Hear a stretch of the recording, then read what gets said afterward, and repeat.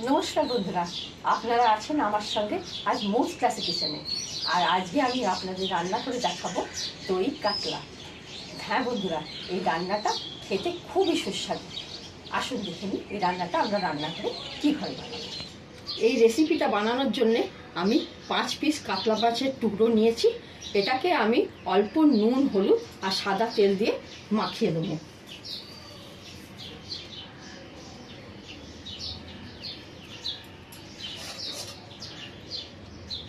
ভালো করে মাখিয়ে 10 মিনিট ঢাকা দিয়ে রাখবো। রান্নার আগে কটা পেস্ট বানিয়েছি আপনাকে জানিয়ে দিই। এই আমি একটা বড় দেখে পেঁয়াজ তাকে ভাপিয়ে নিয়ে আমি পেস্ট করে নিয়েছি। 1 ইঞ্চি আদা আর 5-6টা আমি রসুন আর 2টো কাঁচা লঙ্কা আমি পেস্ট বানিয়ে নিয়েছি।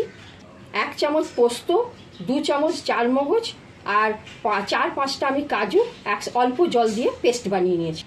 100 গ্রাম টক দই আমি ভালো করে ফেটিয়ে নিয়েছি। গ্যাস অন করে আমি কড়া বসিয়ে দিয়েছি, সাদা তেল দিয়ে দিয়েছি। দেখুন তেল গরম হয়ে গেছে। এবার মাছকে পিসগুলোকে আমি এর মধ্যে বসিয়ে দেবো।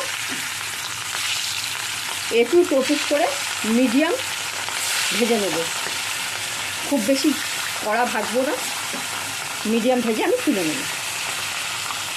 বন্ধুরা, এই রকম মাছ ভেজে আমি তুলে নিয়েছি। এবার কড়াতে 2 বড় চামচ তেল রেখে বাদবাকি তেল আমি সরিয়ে নিয়েছি।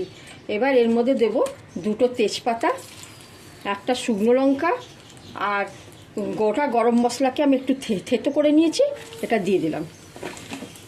অল্প নাড়াচাড়া করে আর এর মধ্যে আমি পেঁয়াজ বাটা দিয়ে দিলাম।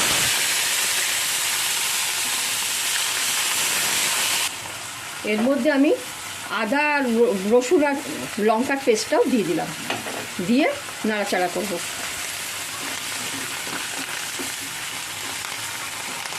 দেখুন এটা ভাজা ভাজা মতন হয়ে গেছে, তেল ছেড়েছে। এই সময় আঁচটাকে আমি মিডিয়ামেই রাখবো।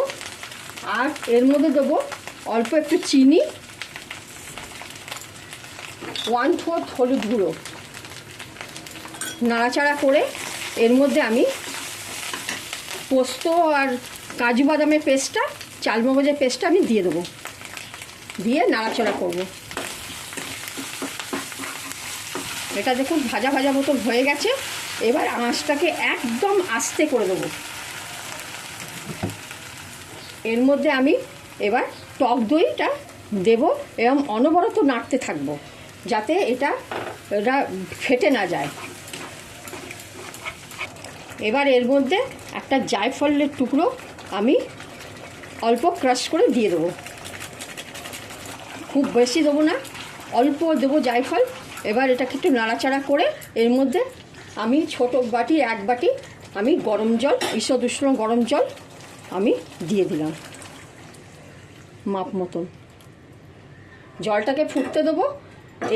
এই রান্নাটা বন্ধুরা খেতে খুবই সুস্বাদু। যে কোনো অনুষ্ঠানে এটা রান্না করা হয়ে থাকে। দেখুন ঝোলটা ফুটছে, এর মধ্যে আমি মাপ মতন নুন দিয়ে দেবো। খুবই সুন্দর একটা গন্ধ বেরিয়েছে। এবার এর মধ্যে মাছগুলোকে বসিয়ে নেব আর চেরা কাঁচা লঙ্কা দিয়ে কিছুক্ষণ চাপা দিয়ে রাখবো। কিছু দমে রান্না হবে কিছুক্ষণ, এই দেখুন চাপা দিয়ে রান্না হবে, আঁচটাকে মিডিয়ামে থাকবে। দেখো বন্ধুরা, ঢাকটা খুলে দিয়েছি। এবার দেখুন রান্নাটা প্রায় হয়ে গেছে। এবার এর মধ্যে আমি অল্প গরম মশলা, 1/4 গরম মশলা ছড়িয়ে আর একটু 1 চামচ ভালো ঘি দিয়ে এই গ্যাসটাকে অফ করে দমে কিছুক্ষণ রেখে দেবো।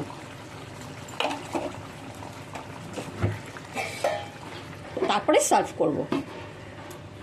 দই কাতলাটা আমি একটা প্লেটে সার্ভ করে দিলাম। এবার এর মধ্যে আমি একটু ধনেপাতা কুচি দিয়ে আমি একটু সাজিয়ে দেবো।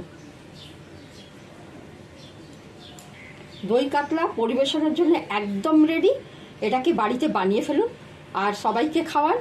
রেসিপিটা ভালো লাগলে অবশ্যই লাইক, শেয়ার, সাবস্ক্রাইব করবেন। ধন্যবাদ।